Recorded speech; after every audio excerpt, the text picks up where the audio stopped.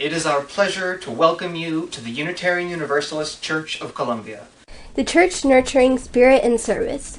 Whatever the faiths you have known, or the flags of your heritage, you are welcome here. Whether you arrived by a long or short route, you are welcome here. You are welcome to share our broadcast of our worship. To find out more, go to uuchurch.net, and we look forward to seeing you next Sunday. All we want to do is be free, he sings. Free to walk home from the store with Skittles and tea. Free to play music as loud as you want in your car. Free to shop in a Walmart. Free to play in the park. Free to make youthful mistakes.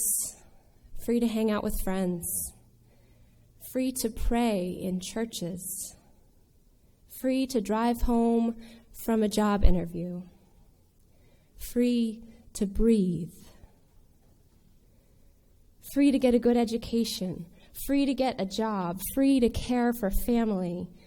Free to be a human with hopes and fears, loves and failings, successes and dreams. What does it mean to us, as people of faith in a mostly white church, to live in this time with our minds stayed on freedom? What does it mean to hear J. Cole's questions posed from his community to ours? Are we all alone, he asks, fighting on our own? White liberals carry a great illusion of freedom. We prize it, and I suspect often we think we possess it.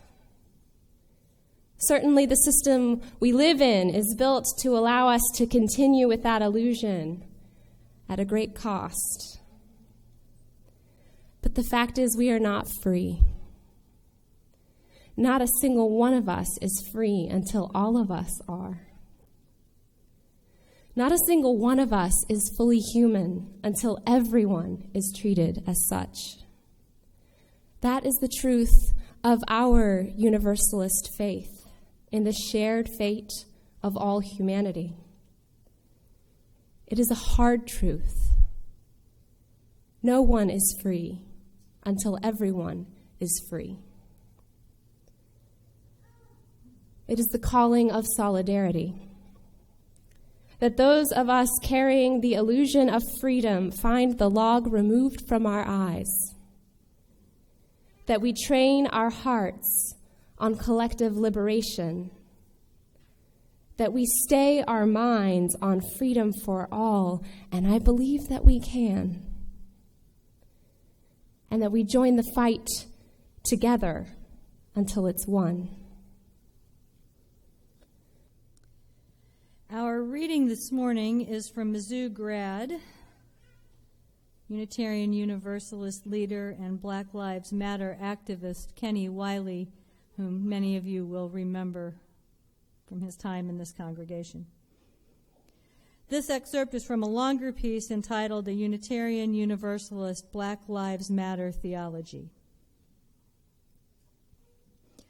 The first of the 7 principles of Unitarian Universalism reads, "Unitarian Universalist congregations affirm and promote the inherent worth and dignity of every person."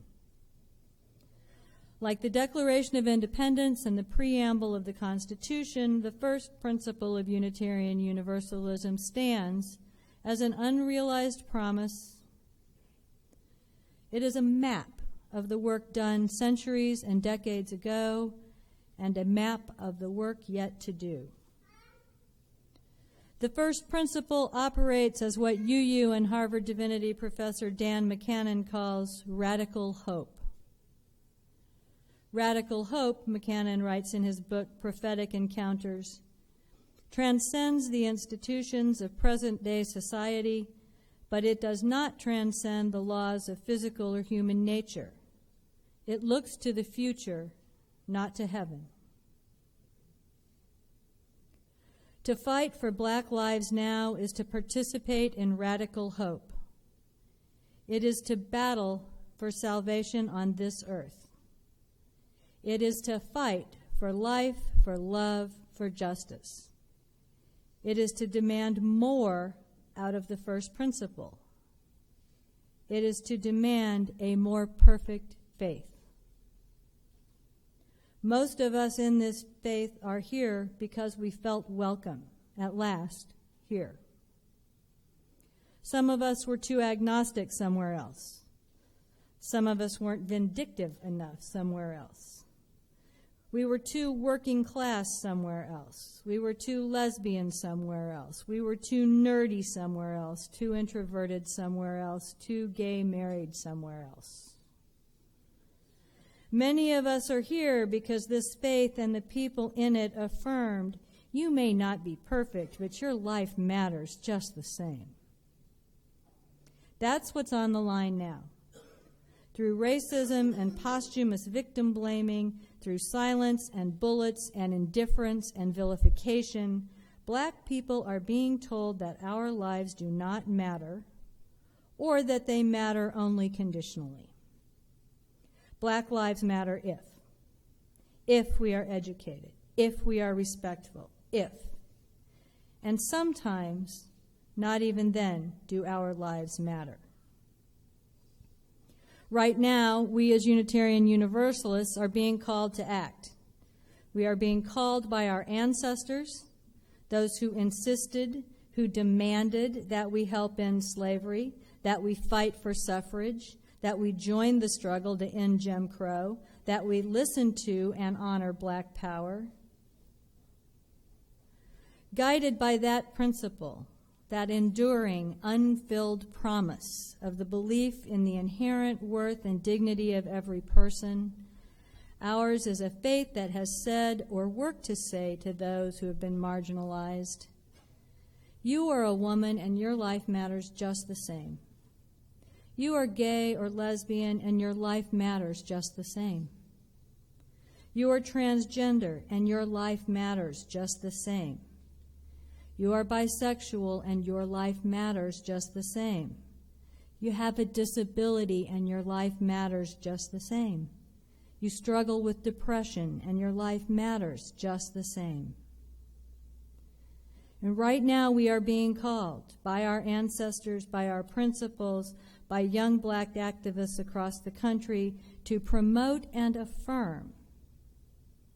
You are young and black and your life matters just the same. You stole something and your life matters just the same. I've been taught to fear you and your life matters just the same. The police are releasing your criminal record and your life matters just the same. They are calling you a thug and your life matters just the same.